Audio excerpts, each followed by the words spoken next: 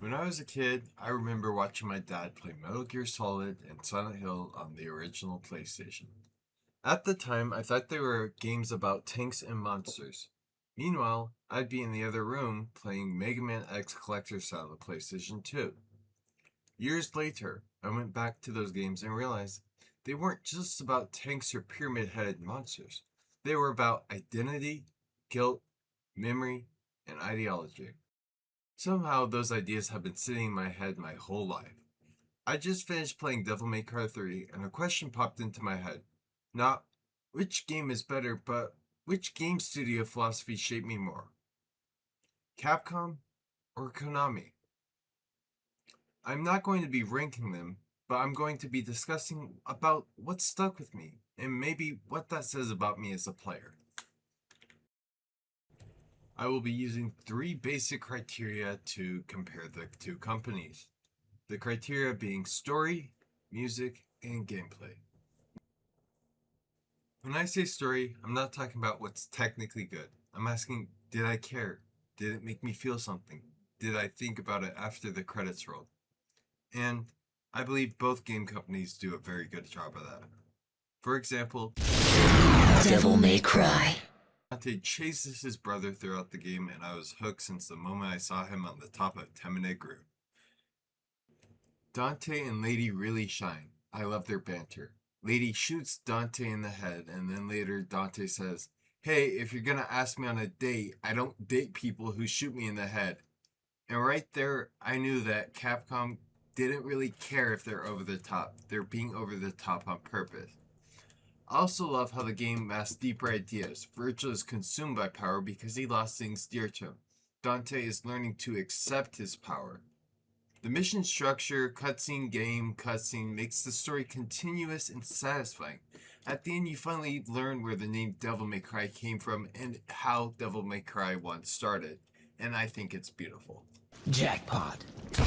Now to our Konami counterpart. Metal Gear Solid 3. MGS3 has a lot of exposition, but its cinematics show how the big boss became the big boss. What impresses me most is how the game shows you everything you need to know without saying a word. You understand his feelings just by looking. It trusts you to figure it out. On to music. Music isn't just background noise, it sets the mood. It tells you who a character is and can hit harder than words or any visuals can. I've selected a few tracks from some of my favorite video games, starting off with Devil May Cry 3, Devils Never Cry.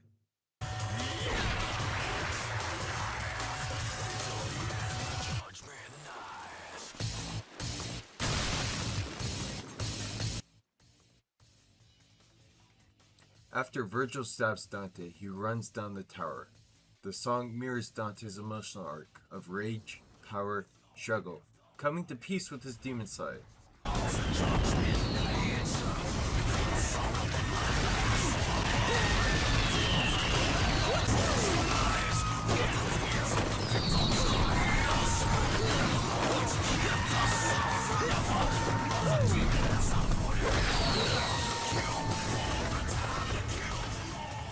Metal Gear Solid 3, Snake Eater.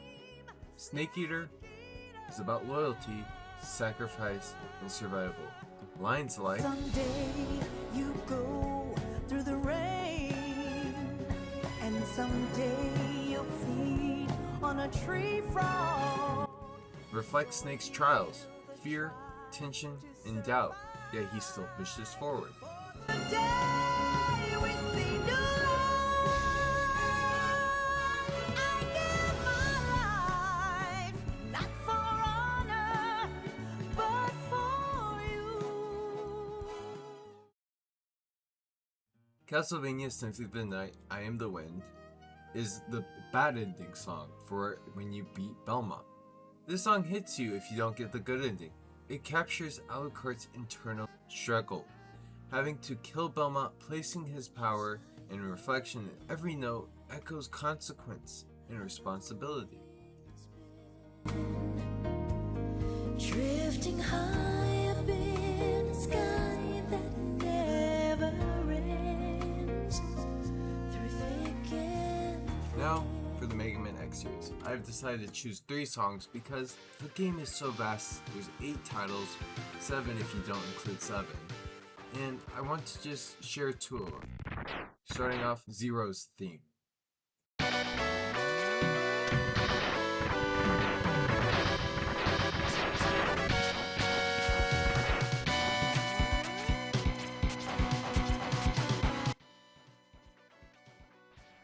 Zero's theme shows confidence and experience. The first few notes convey his cool, composed exterior and the weight of his past.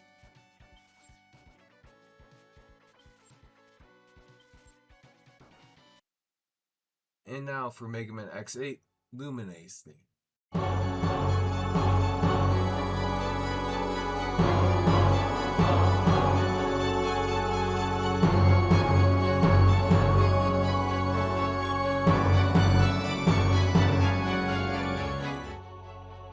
It's angelic, ethereal, cosmic.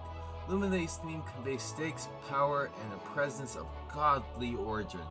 The organ adds that divine touch, making her feel like she is the final boss.